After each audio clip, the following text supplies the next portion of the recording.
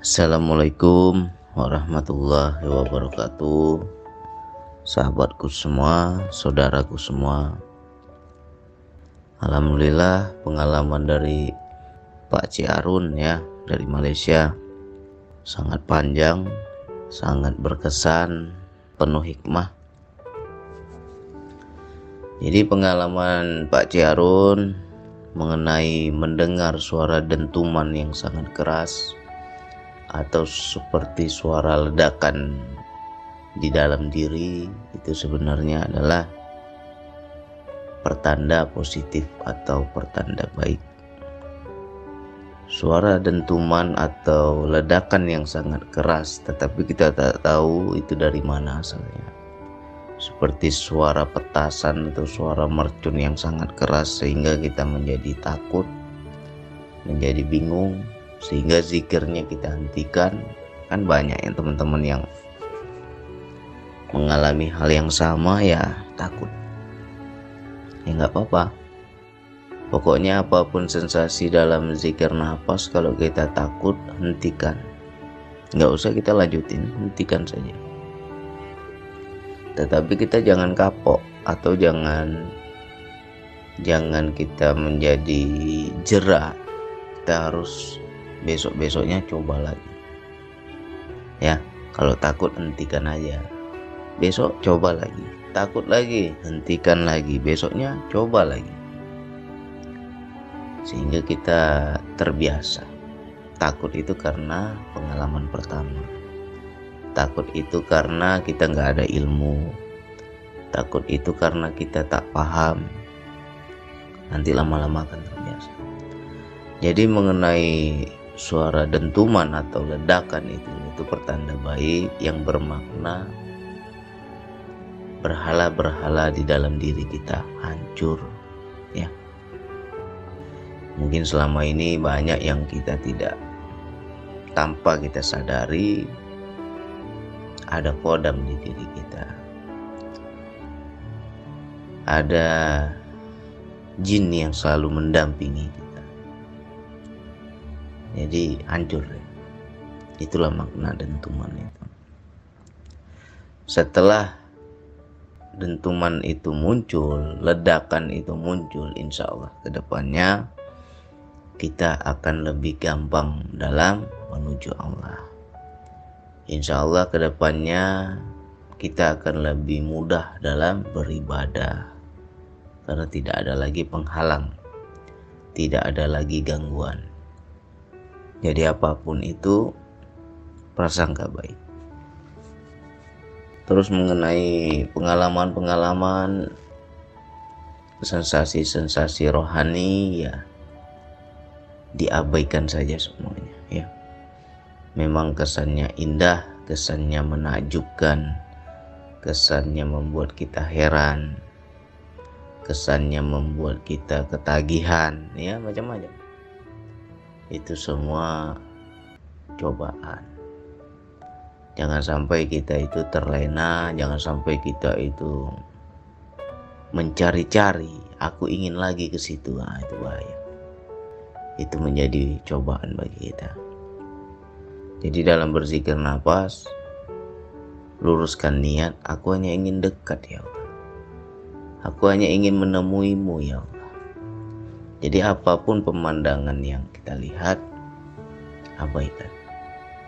Selagi masih ada yang nampak, masih ternampak, masih terlihat, masih terpandang, masih ada yang terdengar, masih ada yang dirasa-rasa, semua itu masih wilayah sensasi.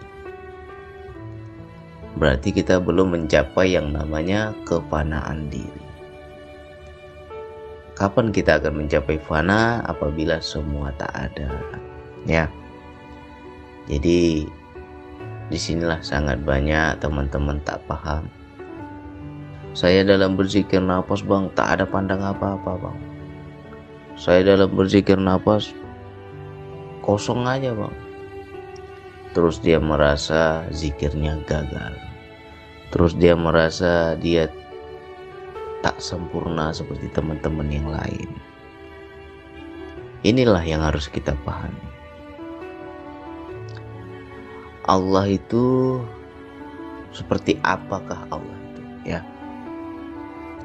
Kita belajar mengenal diri, mengenal Allah, tapi kita tak paham Allah itu seperti apa. Kita harus pahami ciri dan sifat Allah.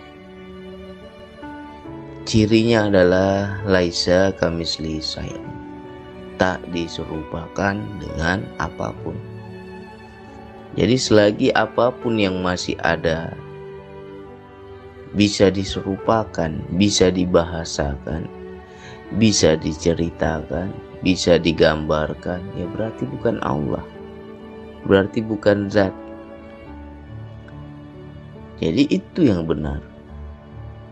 Saya berzikir nafas bang, kosong aja bang, tak ada apa-apa. Itu yang benar. Karena itulah ciri laisa kamisli syai'un. Ya.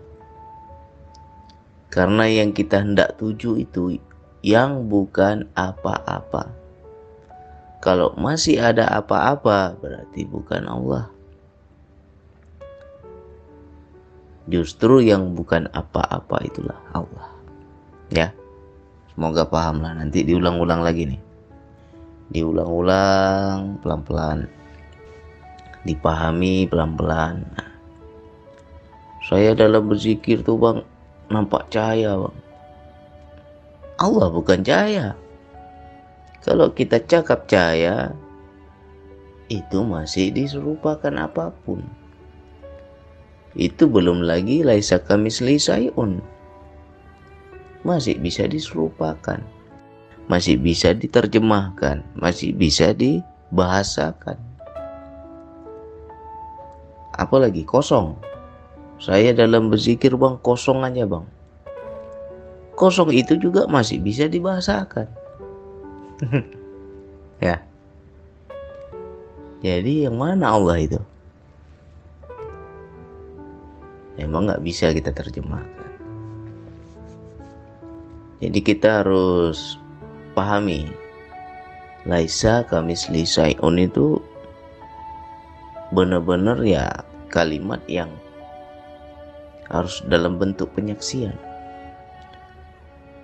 Zat yang tak diserupakan dengan apapun. Tetapi ada keyakinan memang itulah Allah. Memang dialah Allah. Bagaimana kita akan mengenali dia Allah?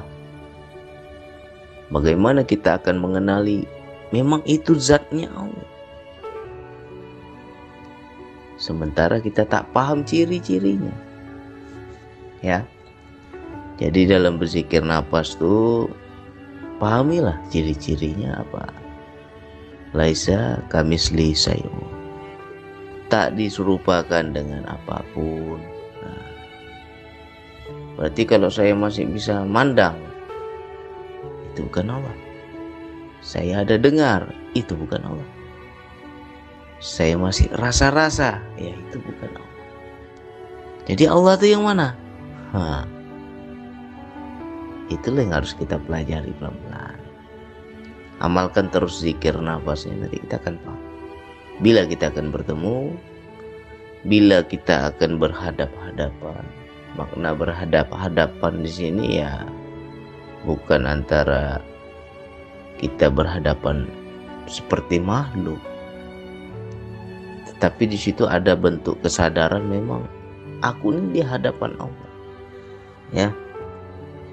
Jadi apapun bentuk pengalaman dalam berzikir, jangan terlalu takjub, jangan terlalu kagum. Kita latih terus, amalkan terus setiap hari. Lalu kita pelajari pelan-pelan ya.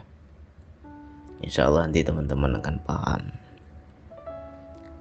Puncak tertinggi spiritual adalah kefanaan diri. Sampai kita paham yang seperti apa itu fana.